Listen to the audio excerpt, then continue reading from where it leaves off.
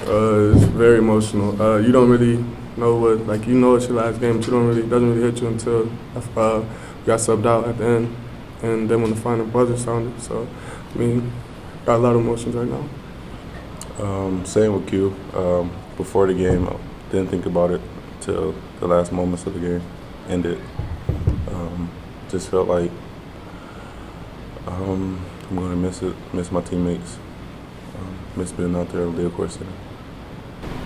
Was it difficult to get the shots you guys wanted? Tulsa seemed to be playing pretty physical defense in the post and limiting the lanes. So is that difficult? Were you able to get off what you wanted? I wouldn't say that. I would say it was difficult because they're really good. Their matchup zone is really good. What did you do early just to kind of establish yourself? You got off to a really good start. Was it just that something did you want to make a concerted effort to get involved early? Yeah, basically trying to make a better effort. Felt the momentum going into the game. Just wanted to play hard from the start. Maybe you sort of started right last probably 3-4 games, jumped back into a serious part of the rotation after quite a while. I mean, are you ready to fill that role that you filled in the past? But Yeah, I feel like I'm ready. Just go by every day, just continue to work no matter the outcome and the results. And it's just going to show on the court whenever I get the opportunity, I'm going to just stay ready. And that's what I did when I got the opportunity, basically. You guys have one more regular season game before the conference tournament. What have you learned from your past experiences in the AAC tournament about how you can maybe compete a little better and go a little further this time? If you're locked in, focused, and just follow the game plan, I think anything can happen. Aaron, in the second half, when they got out to the big lead, the team was able to come back defensively. Was there kind of a sense of urgency in defense at that point that they tried to stop? Oh, we were flat. Come out and really, and I've been saying it all year, a lot of that comes from the offensive side of the floor. And we shouldn't think like that. We got to reverse our thought process. You know, when the ball's not going in the hole for us on the offensive side, we lose our focus on the defensive side. And I thought we did a pretty good job of guarding. You know, they only had 6 offensive rebounds. They really wasn't getting to the line until late in the game when we had the foul. But we kept that team at 39%, close to 40% shooting, 26% from 3. So I thought we were solid, and that's with a lot of miscues that we had. And I thought it just came from our lack of focus from not being able to score on the offensive side.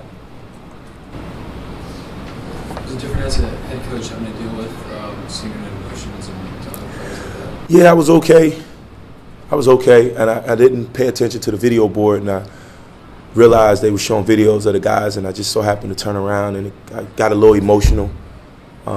We spend a lot of time with these guys, and I know, at the end of the day, for me as a coach, you judge wins and losses, but just the behind-the-scenes stuff and talking to those guys about their hopes, their dreams, and what they want to do in life, that's important to me. It's important to me watching these guys graduate and just watching them grow from young men to men and just evolve. I mean, that's important to me. I'm very competitive, and I do get wrapped up into winning basketball games because that's part of my job. But these are kids that I coach, and I care for them a great deal, and I'm proud of them, and they're going to go on to do great things in life. What went into starting Damion more? Was it just because it was senior night, or did you just like a matchup? No, Damion's been starting the last few games. Again, Jake was hurt, banged up 2 games ago, and wasn't sure if we would even have him. So I just went with Dame.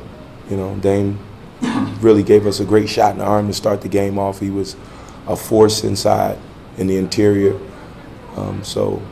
He got us off to a good start. You scored 6 early points. You had that one key blocker along the game. So how do you think he performed just to start off? Well, given the circumstances, I thought he played well. I mean, I would have loved to be able to have the win on the back end of it. for those guys. But it didn't happen. But I thought he played well for us. At this late date, is it possible to be able to get these guys to just be more efficient in transition?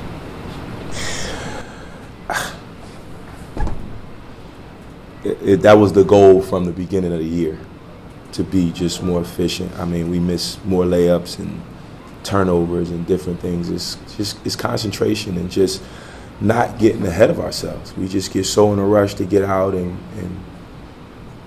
get an easy basket that we forget about the basketball, and that's the most important part, is ball security. And it's something that we talk about all the time, just ball security. We have so many unforced turnovers that for me, are just head scratchers, So, we've been trying to clean it up all year, with our guys, because we give away a lot. And again, we're not a team that our margin of error is small. And when we don't convert in transition, it really affects us. You mentioned that, you care about what the seniors, what they do after they graduate. Like, you get to that this game against Cincy, of course, the tournament. Like, how important is that to you to have those few more games left after you guys finish tonight? It gives us another chance. We talked about it. I talked about it with them in the beginning of the year about how there's 3 seasons of basketball. We have the early part of the year. You got your conference play, and then you have your conference championships and NCAA tournament and things of that nature. So that's the beauty of being able to play in your conference championships, is because you get another opportunity. And I really feel that anybody can win the American. Teams, if all of the games have been close and teams have been beating up on one another. So we get another opportunity. But, I said we can't skip steps. And most times this year, there are no secrets.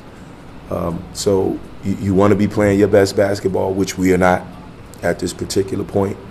But you can build some momentum. Maybe we go in Cincinnati and have a good one and see what happens from there. But, the better teams, typically when conference start, reveal themselves. Any questions? So Tim and Anso got last minute playing time. So what do you think about that? Like, how they only played previously against St. Joe. So what does that mean to you? Well, I wish I could have played them more, because I really appreciate what those guys have done for this program behind the scenes. You guys don't get an opportunity to see them play, but just come to practice every day, ready to go, ready for the call, compete, lift weights, do all the different things that the scholarship players were doing, and still maintaining a high academic standard. And that's commendable on those guys' part. And I wanted to, reward them in some way. But unfortunately, I didn't get that opportunity to do so. And again, they're no different than the other guys that's been playing. And I told them before the game how much I appreciate them. I told them after the game how much I appreciate them. And those guys are going to go on and be successful in life, because they learn about life through the game of basketball. And hopefully myself, along with Coach Dunphy, we did a good enough job that they get it and they understand. But I have no doubt that they get it and they understand what this is about. Thanks, Coach.